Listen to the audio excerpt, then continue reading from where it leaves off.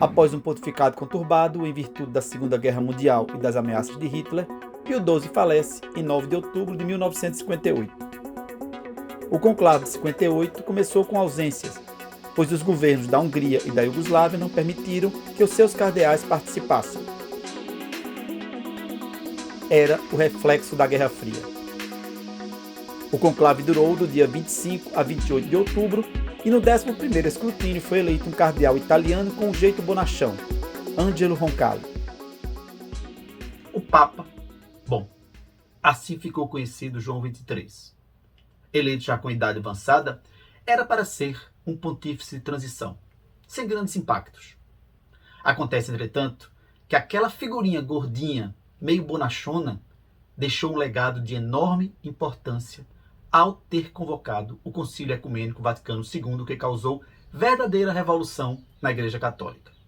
Pacifista, lutou com afinco pela paz mundial, principalmente pelo fato de que o seu pontificado ocorreu em plena Guerra Fria e num momento de extrema tensão, talvez de maior tensão, entre os Estados Unidos e a União Soviética.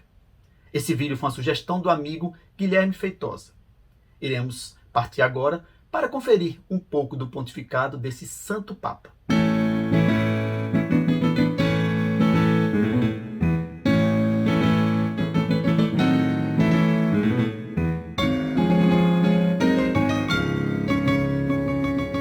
Angelo Giuseppe Roncalli nasceu no dia 25 de novembro de 1881 em Sotto il Monte, na região de Bergamo, na Itália, numa família camponesa de 3 irmãos. Desde pequeno, graças a um tio, interessou-se pela vida eclesiástica. Começou seus estudos de religião com apenas 11 anos.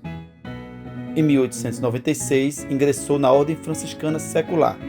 Em 1901, consegue uma bolsa de estudos no Pontifício Seminário Romano, sendo ordenado padre em 1904.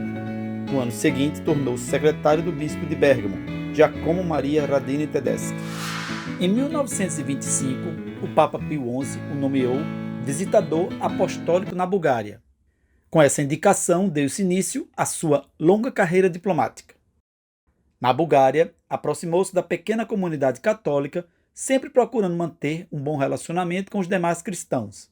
Dialogou muito com a Igreja Ortodoxa Búlgara, que tinha um relacionamento complicado com a minoria católica. O que mais impressionou os búlgaros foi a bondade e o espírito cristão de Roncalli. O rei búlgaro Boris III passou a admirá-lo quanto do apoio dado pelo religioso a vítimas de um atentado falho contra o próprio rei. Em julho de 1924, num ato de coragem, visitou uma vila onde se discriminava católicos. Depois da sua ida e de gestos amigáveis, conseguiu a simpatia dos ortodoxos. Em 1928, teve uma participação ativa no socorro às vítimas de um grande terremoto que ocorreu na região central da Bulgária. Como forma de apoio moral e material, o religioso chegou a dormir em tendas de emergência junto aos desabrigados. Em 1934, passou a ser arcebispo titular de Mesembria. Em 1935, Roncalli foi nomeado administrador apostólico do Vicariato Apostólico de Istambul. Com a deflagração da Segunda Grande Guerra, a Turquia ficou neutra. Em 1940, as primeiras notícias sobre as atrocidades nazistas chegam à Turquia pelos refugiados judeus que vinham da Polônia tentando alcançar a Palestina, que era território britânico. A partir daí, Ângelo passou a coordenar um grupo de pessoas visando salvar o maior número possível de judeus. O primeiro ato foi emitir certidões de batismo e dar para os perseguidos. Os nazistas evitavam prender e deportar judeus batizados para não se indisporem com a Santa Sé, que estava neutra. Boa parte dessas certidões elas eram falsas, porque as pessoas simplesmente não tinham sido batizadas.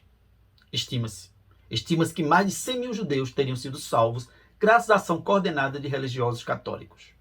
Roncalli se envolveu com tanto ardor que conseguiu até mesmo a ajuda do embaixador alemão Franz Wuppermann. Essa atitude do alemão resultou na sua absolvição no Tribunal de Nuremberg. No final da Segunda Guerra, em 1944, o Papa Pio XII nomeou Ângelo núncio apostólico na França. Em 1953 foi elevado a cardeal e nomeado patriarca de Veneza. Antes de deixar a França, Roncalli foi homenageado por políticos de todas as ideologias, da extrema esquerda, passando pelo centro, à extrema direita. Em Veneza, ficou famoso pela sua simplicidade. Adorava caminhar pelas ruas, conversando com as pessoas, sentindo os seus problemas e as suas angústias. Em 9 de outubro de 1958, morre Pio XII. Vários candidatos surgiram como favoritos a suceder. Os conservadores tendiam a apoiar Giuseppe Siri, mas eles mesmos os consideravam muito jovem, pois tinha apenas 52 anos. Por outro lado, os liberais tendiam para Giacomo Lecardo. Como terceira via, aparecia Angelo Roncalli, que tinha o peso de ser o patriarca de Veneza e dos 25 anos de serviço diplomático na Bulgária, Turquia e França. Os cardeais passaram a entender que talvez fosse melhor escolher um papa de transição. Angelo caía como uma luva, pois era bem visto pelos seus pares, popular na Itália, conhecido como politicamente hábil, afável, conciliador por todas as correntes da igreja. Além do mais, tinha idade avançada, 77 anos. Roncalli foi eleito papa em 28 de outubro de 1958, na 11ª votação, escolhendo o nome de João XXIII. Tal escolha causou certa polêmica, porque existira na Idade Média um antipapa com esse nome. O novo papa adotou para o seu papado o lema Obediência e Paz. Simpático e caridoso, logo conseguiu a admiração do mundo inteiro, a ponto de ser chamado, mesmo por não católicos, de o Papa Bom. Embora tenha procurado manter a virtude de dialogar com quem tem posições diferentes, mostrou-se inflexível no que diz respeito aos comunistas. Ele manteve a proibição de Pio XII de que católicos votassem em candidatos comunistas. Há historiadores que afirmam que o Papa teria chegado a excomungar Fidel Castro em 1962. Esse fato, entretanto, não é comprovado. No que diz respeito a outras religiões, foi muito tolerante, aceitando-as sem maiores críticas. Conversou com judeus, protestantes, ortodoxos e até mesmo com adeptos do shintoísmo, religião japonesa.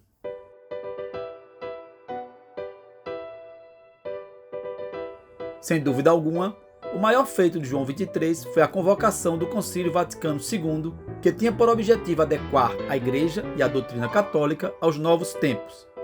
Entendia que o Espírito Santo tinha dado forças para ele convocar esse concílio, que iria ser um marco para a Igreja Católica. A primeira reunião do concílio ocorreu em 11 de outubro de 1961, a pouco menos de 90 anos do Concílio Vaticano I, que foi convocado por Pio IX. Nesse primeiro encontro, o Papa fez o famoso Discurso da Lua, considerado até hoje um dos momentos mais marcantes da história da Igreja. João XXIII via a necessidade de a Igreja acompanhar as transformações do mundo moderno sob pena de perder fiéis. A importância do evento era tanto que, mesmo bastante doente com câncer no estômago, o pontífice continuou dirigindo o concílio. Como frutos, tivemos como exemplos a reforma litúrgica com a simplificação da missa e o impulso à liberdade religiosa. Não há dúvidas de que João XXIII era um conciliador. Um dos seus primeiros atos ao ser eleito foi convidar Domenico Tardini, que o criticava abertamente, para ser o seu secretário de Estado. João XXIII escreveu 8 encíclicas. Dentre elas se destacam Mater e Magistra e Pacem Terris. A primeira se preocupava com a questão social e a segunda defendia a paz do mundo dividido pela Guerra Fria. São consideradas 2 das encíclicas mais importantes da história da Igreja. O Papa teve uma participação crucial na crise dos mísseis de Cuba. Escreveu uma mensagem aos governantes do mundo exaltando a importância da paz. Alguns historiadores consideram que, ao contrário do que se poderia imaginar, Nikita Khrushchev, primeiro-ministro da União Soviética, considerou a fala do Papa ao resolver recuar naquela que seria a crise mais séria da Guerra Fria. A preocupação com a modernização foi uma presença no pontificado, tanto que o Papa instituiu uma comissão para rever o Código Canônico. Mas esse não foi o único foco do Papa. Ele entendia que era dever da Igreja não se preocupar apenas com questões espirituais, mas também estar antenada com assuntos econômicos e sociais. No seu pontificado, criou mais de 50 cardeais, democratizando a cúpula da Igreja. Em 1960, instituiu o Secretariado para a Promoção da Unidade dos Cristãos, visando justamente a aproximação com outras religiões. O Papa sempre deixou clara a missão de caridade da Igreja. Procurava confortar enfermos. No dia 25 de dezembro de 1958, visitou as crianças gravemente doentes internadas no Hospital Bambino Gesso e no Hospital Santo Espírito. No dia 3 de junho de 1963, o Papa Bom faleceu em virtude de um câncer no estômago. Ele só pôde acompanhar o encerramento da primeira fase, da primeira etapa do Concílio Vaticano II. As duas outras foram terminadas pelo seu sucessor, Paulo VI. O processo de canonização de João XXIII começou já em 1965. Foi beatificado pelo Papa João Paulo II. Em 27 de abril de 2014, foi canonizado pelo Papa Francisco. Pessoa pura e boa, João não ficou imune a críticas dos setores mais conservadores da Igreja. Esses setores eles o chamavam de maçom, radical esquerdista e herege. Tudo isso porque João procurou aproximar-se de outras religiões e se preocupou com a questão social. Hoje eu digo, e digo com uma certa certeza, que se Jesus retornasse à Terra, ele seria também chamado de subversivo e comunista por muitas pessoas. É isso aí, pessoal. Valeu!